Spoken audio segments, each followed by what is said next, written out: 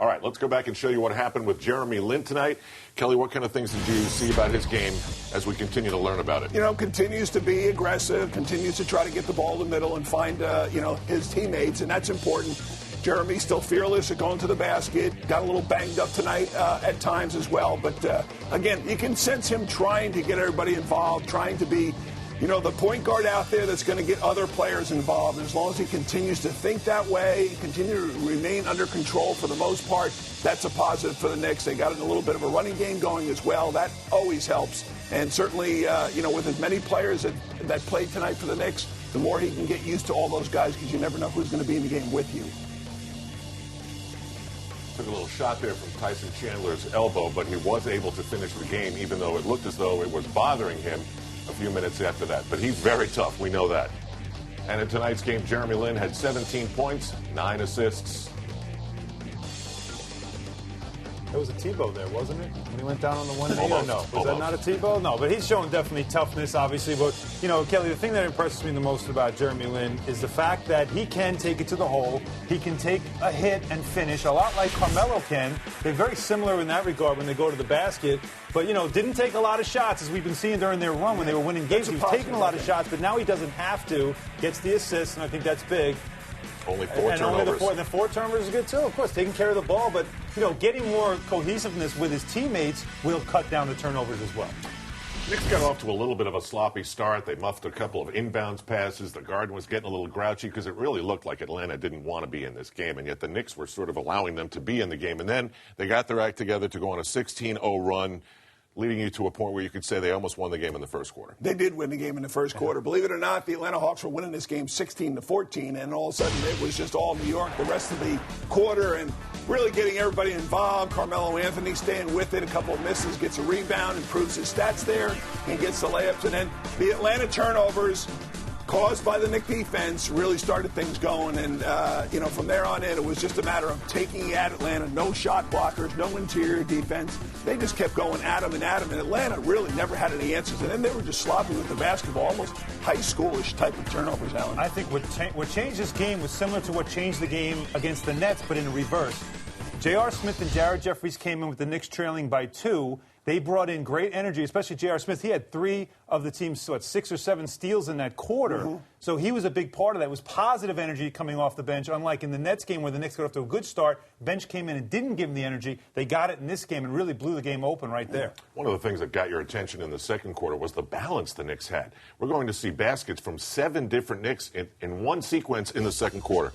Yeah, the Knicks bench came in, as Alan said before, even in the first quarter, but the second quarter they continued because, again, that lead was so much that now Coach D'Antoni starts playing some other guys. Nice job on the alley-oop there to J.R. Smith. Transition. When you look at the numbers at halftime, Landry Fields, he had 13 points. Jeremy Lin, he had 13 points. Chandler had 7 points. Melo had 5 points, 6 points. Amari had 5 points. Off the bench, J.R. Smith had 8. Novak had 5. So everybody was getting an opportunity. In fact, with about 2 minutes left in the first half, there wasn't one Knicks score in double figures. And then all of a sudden, Lin and Fields both added a couple of buckets the last 2 or 3 minutes of the first half to get them in double figures. So nice balance by the Knicks. The halftime score was 60-35. If you're the Knicks, you have to figure, at least in a normal NBA game, that a team is going to come. Well, the Knicks offense went totally south, and Atlanta did get it down to 13 points. Well, it literally went south. Maybe their minds went to Miami at halftime. I mean, that's pretty much what happened. But you knew the Hawks were going to come out, Kelly. I think we're going to give you some effort because that was an embarrassing first half for them. Jerry Stackhouse comes in. It was a good move by Larry Drew. He brought in some energy, knocked down a couple of 3 balls, and that was a big thing. And Jeff Teague finally got it going, got his speed going as well. But, the Knicks looked like they kind of were settling in, hoping this game would end. Dick Bavetta blew a couple of whistles to slow the game down. 4 whistles, in fact, a couple of 3-second violations in a 30 game. And, this game was the Knicks wanted this game. Let's let the clock run. It went too long. But the for Hawks, all of us. But to the credit of the Hawks, they did not mail this one in. They did make it a game.